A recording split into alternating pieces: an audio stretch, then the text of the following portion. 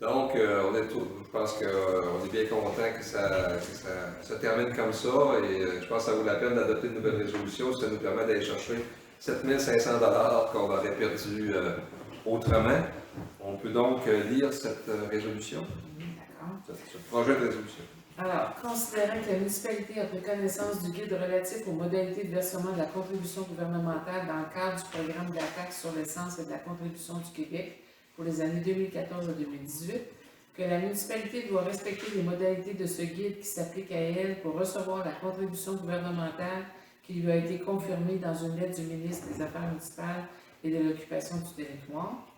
Il est proposé par les résolus que la municipalité du canton de Stratford s'engage à respecter les modalités du guide qui s'applique à elle, que la municipalité s'engage à être seule responsable et à dégager le Canada et le Québec, de même que leurs ministres, hauts fonctionnaires, employés et mandataires de toute responsabilité quant aux réclamations, exigences, pertes, dommages et coûts de toutes sortes ayant comme fondement une blessure infligée à une personne, le décès de celle-ci, des dommages causés à des biens ou la perte de biens attribuables à un acte délibéré ou négligent, découlant directement ou indirectement des investissements réalisés au moyen de l'aide financière obtenue dans le cadre du programme de la TEC 2014-2018, que la municipalité approuve le contenu et autorise l'envoi au ministère des Affaires municipales et de l'occupation du territoire de la programmation de travaux jointe à la présente et de tous les autres documents exigés par le ministère en vue de recevoir la contribution gouvernementale qui lui a été confirmée dans une lettre du ministre des Affaires municipales et de l'occupation du territoire, que la municipalité s'engage à réaliser le seuil minimal d'immobilisation en infrastructure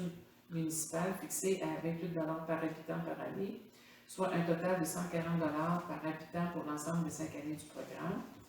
Que la municipalité s'engage à informer le ministère des Affaires municipales et de l'occupation du territoire de toute modification qui sera apportée à la programmation de travaux approuvés par la présente résolution. Que la municipalité atteste par la présente résolution que la programmation des travaux ci-joints comporte des coûts réalisés, véridiques et reflète les prévisions des dépenses des travaux admissibles jusqu'au 31 décembre 2019. Alors, c'est assez technique, on le dit à chaque fois, c'est une résolution type là, qui nous est imposée en quelque sorte. Est-ce qu'il y a quelqu'un qui la propose? Et d'un côté, je propose cette résolution. Est-ce qu'il y a des questions, des commentaires? Ça convient tout le monde? Bien noté. Merci. 4.2, autorisation de déposer une demande d'aide financière au programme Réhabilitation du réseau routier local. Alors, on a eu, en fait, ce programme-là, il était terminé, si on veut, et là, il est réouvert, je dirais, dans le mouvement du gouvernement de réinvestir. Et donc, il a fallu préparer ce dépôt-là assez rapidement pour être capable aussi d'être dans les premiers sur la liste et avoir une chance d'avoir l'octroi de cette demande d'aide financière-là. En fait, c'est un programme où c'est premier arrivé, premier servi. On a suivi ça de près. On était en contact étroit avec les bonnes sources d'informations. On a été appelé, là, je pense que le programme a été déclenché et dans l'heure qui suivait, on en était informé. Et donc, on était prêts. Il restait peut-être des petits détails, mais on a fait ça rapidement pour être capable de déposer la journée même. Donc, ça a ouvert vendredi matin, vendredi avant-midi, puis vendredi après-midi, le dossier était rendu aux autorités compétentes. Alors, tout ce qui manque, dans le fond, c'est la résolution qui officialise notre demande, mais le dossier est déjà rendu sur le bureau là, des personnes qui vont en faire l'analyse. Donc, on peut peut-être lire la résolution.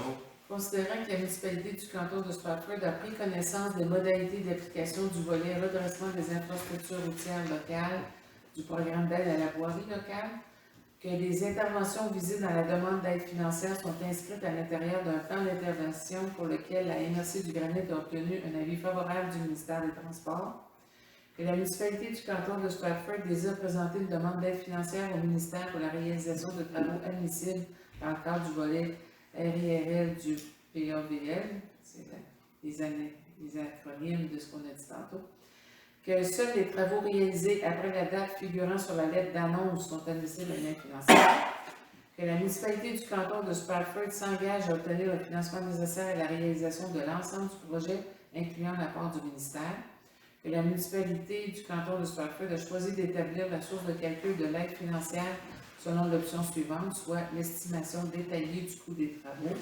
proposée et résolue, que le conseil de la municipalité du canton de Stratford autorise la présentation d'une demande d'aide financière pour les travaux admissibles, confirme son engagement à faire réaliser les travaux selon les modalités d'application en vigueur et reconnaît qu'en cas de non-respect de celle-ci, l'aide financière sera résiliée. Alors, vous comprenez là aussi que c'est un modèle de résolution là, qui nous est suggéré. J'ai quelqu'un qui en fait la proposition? Julie Lamontagne, j'en fais la proposition. Merci beaucoup. Peut-être quand même dire de quoi on parle, quels travaux seront réalisés si on obtient cette subvention-là. En fait, c'est dans la rue Elgin. C'est 2 sections de la rue Elgin là, qui ont été mis dans le rapport prioritaire de la MRC du granit et qui était prévu dans le plan quinquennal. Il faut savoir que l'ensemble de ces travaux-là se donne un total de 514 695 et 37 sous. Et la répartition, là, quand on parlait de la répartition prévue dans la résolution, c'est 75% normalement que cette subvention-là nous permet. Donc, la subvention, ce serait 386 021 53 sous et il faut que la municipalité comble le fossé, c'est 128 673 et 84 sous. Donc, pour rendre à César ce qui appartient à César aussi, hein, c'est le conseil municipal précédent qui avait monté le dossier, qui l'avait présenté à la MRC. On était planifié dans l'année 5, je pense, du plan quinquennal. Cette année-là, elle n'a pas eu lieu. Le gouvernement l'a annulé parce que tous les fonds avaient été utilisés. Dans le cas, il ne restait plus d'argent. Donc, on se retrouvait un petit peu le bec à l'eau. Puis là, finalement, il fallait, dès la réouverture du programme, se dépêcher à le faire. Même si on était inscrit, là, c'était pas une garantie. Il fallait vraiment revenir parmi les premiers. On espère qu'on est arrivé assez tôt, là, mais... Il faut savoir que c'est déposé avec des plans et devis très précis. Là. On est avancé là, dans le processus. Ce n'est pas juste une preuve de concept, c'est vraiment beaucoup plus loin que ça, ce qui est exigé dans ça. Ça va. Donc, on est tous évidemment d'accord pour formaliser cette demande d'aide financière. Une autre demande qui a besoin de l'autorisation du Conseil, c'est une demande d'aide financière qui s'est rendue à 4.3. Une demande d'aide financière au programme d'aide à la voirie locale, sous-volet, projet particulier d'amélioration par circonscription électorale, le PPA-CE. Donc, un programme pour lequel on reçoit des sous à chaque année ou à peu près, je pense, qui est géré de façon beaucoup plus décentralisée au niveau du bureau du député, là, dans chacune des circonscriptions du Québec. Donc, peut-être nous dire en quoi. Qu'est-ce qu'on a comme projet? Oui. Alors, en fait, ce qu'on dépose, c'est une demande de 48 000 pour, je dirais, il faut faire du rechargement, il faut que ce soit des changements importants. Alors, rechargement du chemin des granites, du chemin des érables, du chemin Solbec, ainsi que le remplacement de ponceaux sur le rang Elgin et le chemin des érables. C'est ça, c'est ce qu'on a choisi de prendre et de déposer dans l'ensemble de notre volet infrastructure qu'on avait préparé. Excellent. On peut lire la proposition. Considérant que la municipalité du canton de Stratford doit investir de plus en plus afin d'améliorer son réseau routier, que la municipalité ne peut utiliser les argents de la TEC, et ce depuis plusieurs années, puisqu'elle doit prioriser des travaux en aqueduc et égouts. Alors, il faut savoir que dans la TEC, il y a juste un petit pourcentage qu'on peut prendre pour les routes aussi. Là. Considérant que le MTQ accorde à son député, M. François Jacques, une aide financière pour l'amélioration du réseau routier municipal, considérant qu'un montant estimé à près de 48 000 devra être investi dans les chemins du granit, des érables et Solbec, ainsi que dans le remplacement de ponceaux, notamment sur le rang Elgin et le chemin des érables, est proposé par et résolu que la municipalité du canton de Stratford demande au député provincial de Mégantic une aide financière pour l'amélioration de ce réseau routier municipal. Quelqu'un a fait la proposition? Julie Lamontagne, j'en fais la proposition. Merci, Julie. On dit chemin des érables et non pas rang des érables. Le chemin, D'après moi, c'est le rang des erreurs, parce que les chemins, c'est sur l'autre sens. Chemin du verger, ça, c'est des rangs. Rang guide, ouais, c'est ça. Je pense que oui. C'est un chemin. Moi, j'ai toujours dit rang des C'est le érables. rang des erreurs. Oui, oui, c'est le rang des erreurs. parce que Merci, dans, madame. c'est pas dans votre programme d'infrastructure, on ne l'avait pas changé, ça. Ça va. J'ai copié ça.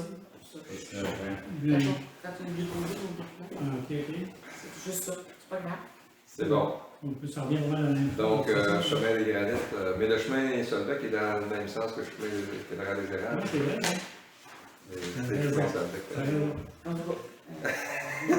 Mais là, je dis que la demande est déposée, hein, parce que C'est un rang quand il y a des cultivateurs dedans. Quand il n'y a pas de cultivateurs, c'est un chemin. Ça va être des erreurs. Sur le plan, c'est bien marqué rang des érables. Oui, C'est bon, merci, merci. Hein? Avec des colonnes. Mais là, on... donc, on fait la petite correction. C'est bon. Ça va pour tout le monde aussi. Oui, Oui. Au point 4.4, il est question d'acquisition de dispositifs de sécurité de bennes basculantes. Vous allez nous expliquer ça, Madame la Secrétaire Générale? écoutez. Il y a un nouveau règlement qui est entré en Je fonction. vais même vous poser, non, non.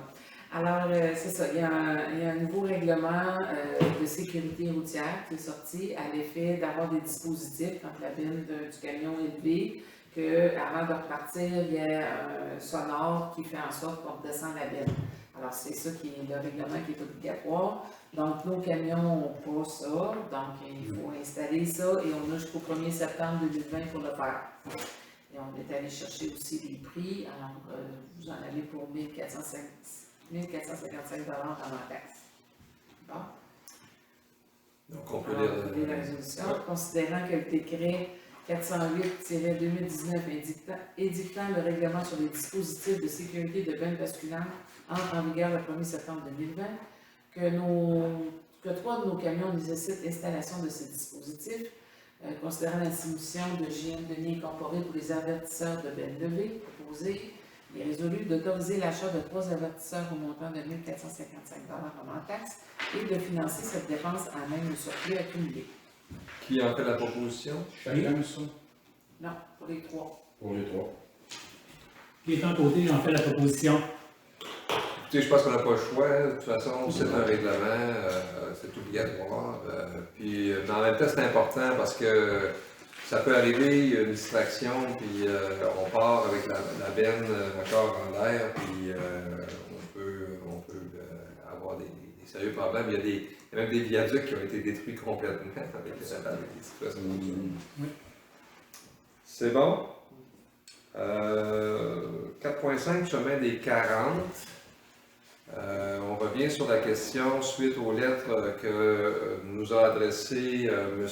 Robert Hallé, qui nous suggérait une nouvelle approche ou une nouvelle configuration qui aurait, selon lui, permis peut-être là, de raccorder le chemin des 40 au chemin de Stratford. On en a parlé ici, on a convenu de faire les démarches telles que M. Hallé le suggérait. Malheureusement, ça ne fonctionnera pas non plus. C'est la deuxième fois qu'on essaie de trouver une configuration qui conviendrait aux propriétaires concernés là, sur la ferme Coquelicot. Mais cette fois-ci, ça ne fonctionnera pas non plus. On a eu une réponse formelle, je dirais, officielle de la part des propriétaires. Donc, ce que je vous propose, moi, c'est qu'on adopte une résolution ce soir pour qu'on communique à M. Hallé d'abord le fait que nous avons fait des démarches, mais que malheureusement, ça n'a pas permis de trouver une solution cette fois-ci non plus. Alors, peut-être lire le projet. Considérant les lettres adressées au Conseil le 12 mars 2020 et le 19 mai 2020 par M. Robert Hallé à l'effet de raccorder le chemin des 40 au chemin Stratford, considérant que suite à la lettre du 12 mars 2020, la municipalité a entrepris des discussions avec les propriétaires concernés pour examiner la proposition de M. Halley, que ces discussions n'ont pas permis d'arriver à un accord avec les propriétaires concernés et proposé par et résolu d'informer M. Robert Halley de l'échec de cette démarche. Quelqu'un a fait la proposition? Julie Lamontagne, j'en fais la proposition. Questions, discussions? C'est une situation pas facile, là, puis on comprend les inconvénients que ça pose là, aux différents propriétaires qui ont leur propriété le long du chemin des 40, la partie qui existe là. Mais honnêtement, moi je vois pas d'autre solution là, on n'a pas trouvé d'autre chose, là, pas trouvé de solution miracle, je dirais, là, dans ce dossier-là. Alors malheureusement, je pense que on va s'arrêter là pour le moment. Ça va? Oui. Alors, ça nous amène au dernier point concernant les infrastructures municipales, la 4.6, le remplissage des piscines. Alors, je pense que la résolution est assez explicite, on peut peut-être la lire, puis si besoin est, on pourra donner d'autres explications. Considérant la demande de citoyens auprès de la municipalité pour remplir leur piscine, que l'utilisation de l'eau potable à cette fin est à proscrire, il est proposé par le résolu d'interdire l'utilisation de l'eau potable pour remplir une piscine, de permettre au service de sécurité incendie de remplir les piscines au coût de 50 $ à chaque chargement de camion-citerne, de rémunérer les pompiers qui feront le remplissage au taux salarial des heures de pratique. Quelqu'un a fait la proposition? Oui, j'en fais la proposition. André Thériault. Donc, il s'agit d'établir un peu le tarif. Je pense qu'on peut souligner quand même, là, pour ceux qui nous écoutent, que c'est un tarif qui est vraiment préférentiel ou privilégié. Là. En réalité, ça ne couvre pas les frais réels. Mais par contre, on veut aussi inciter les gens à ne pas remplir leur piscine. En tout cas, dans le secteur urbain, là, dans le secteur aqueduc, on veut vraiment que les gens ne remplissent pas leur piscine avec l'eau de l'aqueduc parce qu'on n'en a pas de trop. Puis elle coûte déjà cher à filtrer, à traiter. Donc, c'est pour ça qu'on y va comme ça. Maintenant, c'est peut-être quelque chose qu'il faudra qu'on révise éventuellement. Là, on pourra peut-être faire un peu de bilan d'expérience puis voir si on est capable de maintenir ce tarif-là très longtemps. Donc, on pourra peut-être l'ajuster au besoin. Est-ce qu'il y a des questions, commentaires là-dessus? Ça va. Autre que ça, ça va? Ça va? Merci. Ça nous amène au point 5.1, autorisation d'un emploi d'été à titre d'inspecteur adjoint à l'environnement. Donc, c'est une idée avec laquelle on jongle depuis un certain temps. Il y a des travaux qui pourraient être faits, qui devraient être faits, qu'il est difficile de demander à notre inspecteur de faire compte tenu de sa charge de travail. Si on avait la capacité d'avoir quelqu'un qui viendrait pour la saison estivale, ça permettrait de faire avancer certaines choses. Donc, et compte tenu que, par ailleurs, notre inspecteur n'a pas travaillé, il ne travaille pas 52 semaines par année, bien, financièrement, ça permet aussi de dégager cette marge de manœuvre là, pour l'embauche de quelqu'un en période estivale, si tant est qu'on réussisse à trouver la bonne personne pour venir faire ça, parce que c'est quand même un travail qui demande un minimum de compétences au départ. Là. Donc, voilà, je comprends qu'on n'a pas nécessairement un nom à mettre là, sur la résolution, mais ce qu'on est invité à faire comme conseil ce soir, c'est d'autoriser la directrice